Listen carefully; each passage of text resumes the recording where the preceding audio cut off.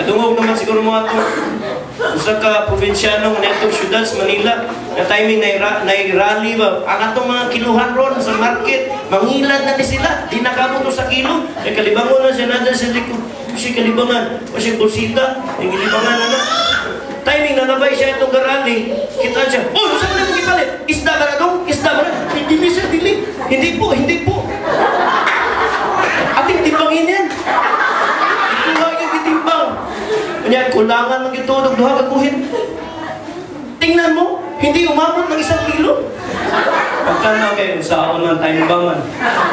Suko kayo sila, yung kikulata siya. Diniuli siya sa probinsya, yung siya kuyaw dito sa Manila. Kung hindi aabot ng 1 kilo, ang tayo natin, patay tayo.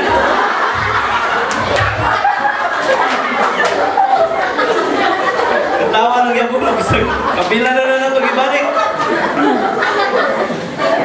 Tagalog, magutin mo pa sa. Muna po tayo. Buhok. Kani mga babae, lagi sa bahay na yun. They are Nazarites. Sa New Testament, Nazarite, dapat taas mong buhok because that means you are separated from all others but to your husband.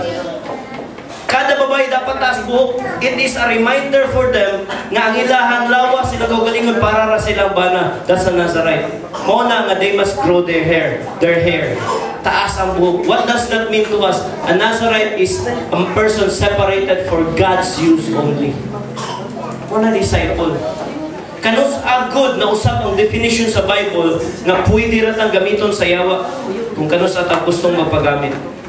Wa pa yun na nausap na standard before. Ang timbangan sa Ginoo saktong timbang. Kung ipatimbang tao niya, kulang duha ka guhit.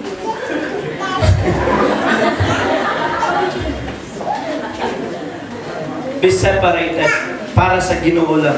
My prayer is, Lord, mahimo nga separated me for your use only. That mo na ibut pasabot nga uncut ang hair. Pure, separated. Ang usa ka disciple ni Jesus Christ led by the Holy Spirit. Wala siya nagpagiya sa unsay sakto niya sa iyang una-una. Ang atong standard, mabaw ra kay sa standard sa Ginoo. Akong standard, layo ra kay sa standard sa mga asawa. Kung dunay tuwalya diha, makita na ako nang ipahin og bisag dis-adis-a. Nimingon siya nga, love, sa bibi na, love. Siya nang namas bibi. Okay, ako magipahid sa akong kuwan. Sa mula ko, sa ligo ko.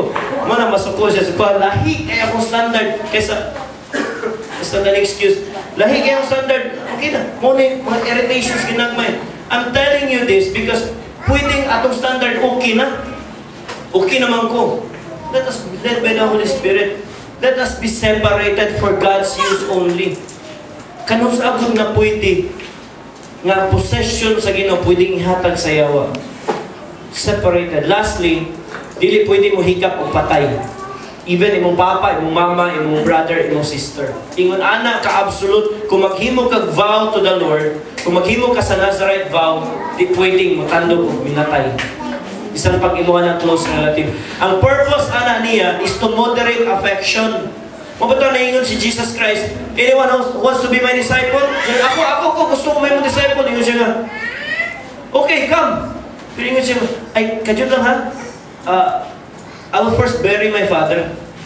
Nagkag-meaning ana niya. But the point is, napakoy affection diri.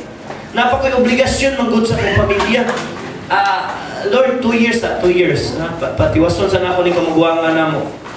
Nahuman na kamuguangan, 2 years, na po yung usawa. Di, yun na mahitabo. I can say that because ako pang gingon kaganina.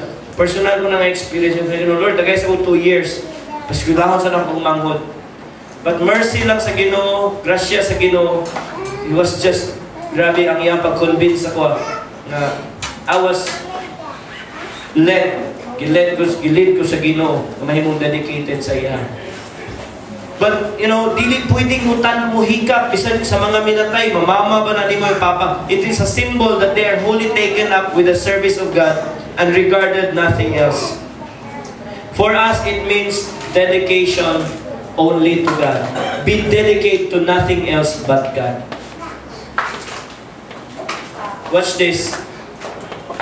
as I was praying and listening to the Lord, He just clearly spoke to me.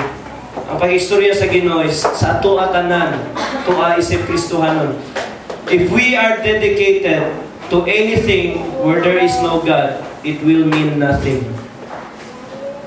Kung mahimo kang dedicated sa bisang unsang nga butang, unya walay kalambigitan na Ginoo, in the end, useless ra na tanan.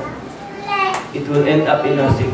But be dedicated to nothing else but God. That's why our declaration, di po na mausap, it's all or nothing at all. Yes, yes, yes. I'm not being idealistic na perfection, perfect na ta. But that is our aim. To be far away from our former state. In the area nga malito sa Holy Spirit sa una, dali ra kahit ang elite sa yawa. But this year, let us grow more. Di na naman dala sa yawa sa mga butang nga iyahang ginadala sa tuwa kaniadto. This year, let us be separated for God's use only. Doon ay mga panahon siguro nga, here and there, compromise ka. But that is not, I'm not giving you a license na may tabuna, but fight your fight. You can enter the promised land. Dili namin, higanti mo ganing struggle ako. Higanti kayo ni anak ni anak. Sendas ni anak. Mama na ilang nakita sa Numbers chapter 13. Dako na kini nga issues kung kinapwede na dyan kung pwede mausapan eh. Di siguro na yung istorya pero mawinasin mo na. Pila naman sa to, naghimong New Year's resolution.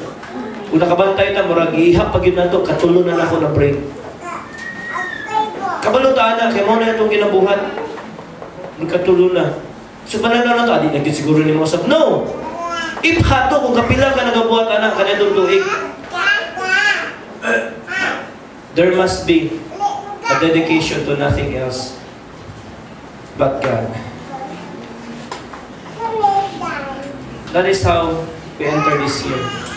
There are open doors, but let us enter as a Nazarene. Manindot ta. I know we have committed communion this morning, and it is one way na ihalad na ito kaugalingon sa Ginoo, remembering the death and the resurrection of Jesus Christ. This time, I just want you to raise up your hands before God. Let's all raise up our hands. Father, this 2011, we will enter this year as a Nazarite. Lord, it's no other than mahimo ming imo mga disciple. Lord, usulod mi sa bagong tuig na mga disipulo nimo. We are not perfect yet. Lord, we have not attained perfection, but we forget what is behind us and we strain forward. Lord, we will be led by your Holy Spirit. Come on, just talk to the Lord right now. Make that vow, make that commitment with God. It's not something na mahadlo kang mabuhat kaya basig dili ni mo makip. Yes, yun na ni mo makip. Only the Holy Spirit can keep that vow, that promise that you're about to make. I make promises to the Lord and I break many of them at times. But then the more I come before the Lord, the more na ko i-recognize ang akong pagkulang, the more ko na close sa Ginoo. It's not about condemning ourselves. It's not about unsa naman ko. It's about your heart to continue to pursue your call. We are called to be disciples. Wala itawag sa to, so disciple ka. Wata gitawag sa Ginoo, sa bisan unsa nga tawag kung dili disciple. Kung dili ka disciple, unsa man ka? You're only kidding yourself. You're only kidding God. You're only joking. At the end of the day, mahimo lang kang mapabugat sa imong kagulingon, sa imong pamilya. At the end of the day, mahimo lang kang pabugat sa simbahan. Mahimo lang kang pabugat sa imuhang kaugalingon mismo because you always condemn yourself. But right now, come before the Lord. Let's try again, once more. Once more, I challenge myself. I challenge the primary, the leaders of this church. We have not attained perfection yet. Dako pa kayo nagkulang. Kaya kung naabot na nato ang itong angay, maabot doon na natin transformation sa itong mga pamilya, sa itong mga kinabuhi, sa itong community. Doon na natin transformation sa Cebu. But we are far. We are far. But we are not dismayed. Wala na discouraged. Daghan na gibuhat ang Ginoo sa itong mga kinabuhi. Wala siya nang kulang sa tuwa. At daghan na kayo angay na itong pasalamatan sa Ginoo. But we don't stop there. Daghan pag wala naluwas. Daghan pag wakay na sa Ginoo. Di tamundang, yes, murag feeling na to, gusto na tamundang, kaya okay na, successful na, naman ay, okay naman yan to, even in the context of church, okay naman na, daghan naman na, no, No, never. Dili kinahanglan na siyang may tabo. Father, thank you so much. Come on, just dedicate yourself to God this year. Be led by the Spirit of God. Come on, declare, Lord, I'm going to be led by your Spirit. Do not be led by your own logic, by your own understanding of what is good and evil. Come on, right now. Be separated for God's use only. Tell the Lord, I am for your use only. And be dedicated to nothing else but God. Be dedicated to nothing else but God. Lord, let our dedication be to you alone. Challenge us, Lord. Open our hearts and our understanding. Makasulod mi sa new year. Makasulod mi sa imong open door. We will enter as Nazarites, as disciples.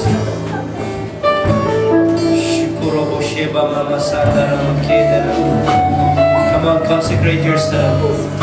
There is that blood flowing in this place right now. Blood that cleanses from all unrighteousness.